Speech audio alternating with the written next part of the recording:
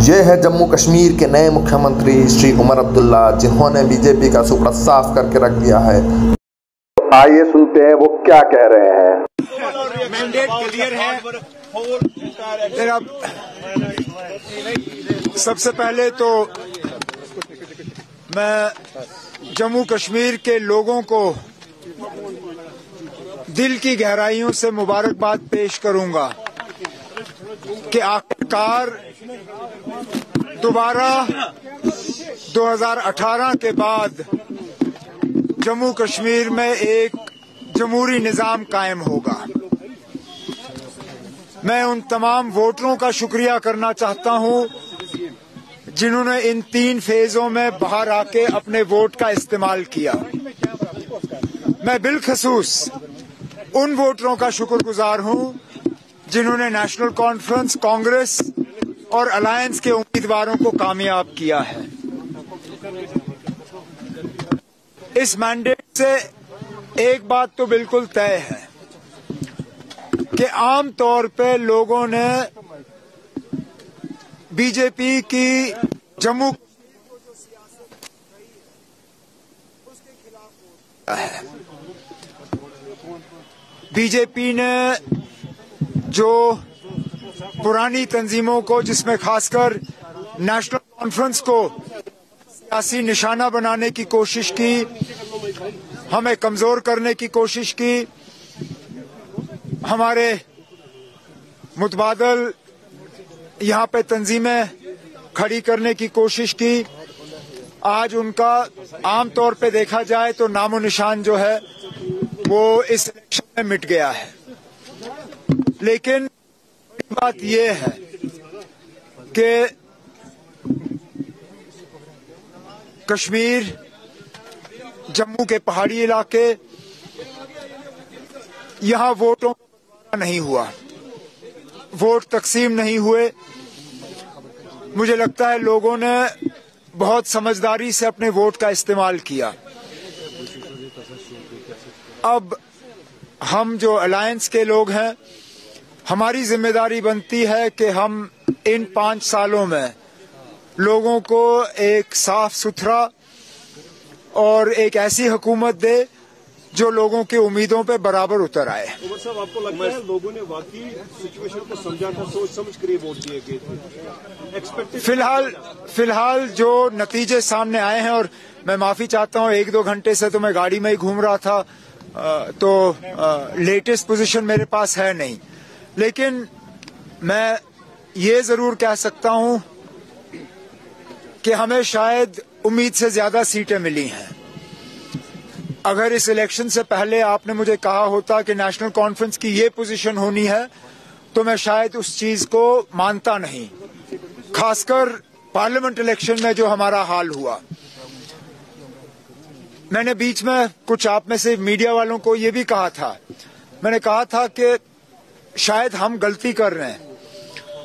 जहां हमें रशीद का बारामूला में वेव पार्लियामेंट इलेक्शन में नजर नहीं आया, इस बार हमने बढ़ चढ़ा के उसका वेव देखा जहां वेव था ही नहीं।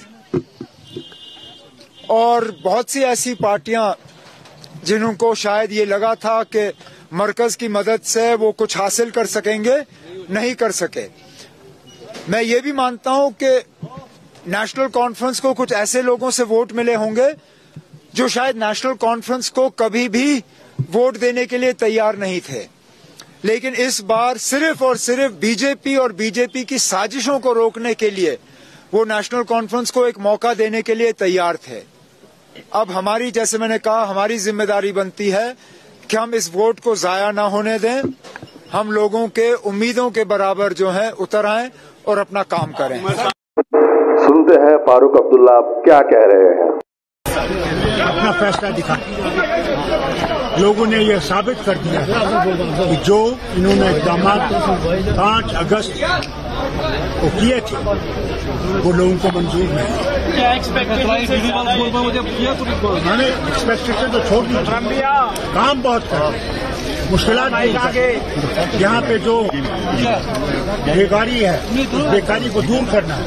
बेरोजगारी को दूर करना, यहाँ पे जो महंगाई है उसकी तरफ देखना, जो ड्रग मेनेस है जो इस रास्ते में खा रहा है तो ड्रग मेनेस को खत्म करना, उसके लिए हमें कायम करने हैं वो सेंटर जहाँ पे इनका इलाज हो सके। सर, अब आपकी जीत के बाद क्या हम ये माने कि जम्मू कश्मीर के अंदर पॉलिटिकल लैंडस्केप? और वहीं सुने कांग्रेस के पवन खेरा का क्या कहना है। और जीतने वाले और हारने वाले सबके लिए कुछ न कुछ वो सिखा कर जाता है। जम्मू कश्मीर में 10 साल बाद एक चुनाव हुआ, जिन परिस्थितियों में हुआ वो आपके सामने है। कैसे जम्मू कश्मीर को बेइज्जत किया गया, राज्य का दर्जा छीना गया, वो आपके सामने है। और कैसे केंद्र सरकार ने रूल बाय प्रॉक्सी अपने लेफ्टिनेंट गवर्नर के माध्यम से किस तरह से जम्मू कश्मीर में भ्रष्टाचार, कैसे वहां के स्थानीय नागरिकों की न सुरक्षा का ध्यान रखा, न रोजगार का ध्यान रखा।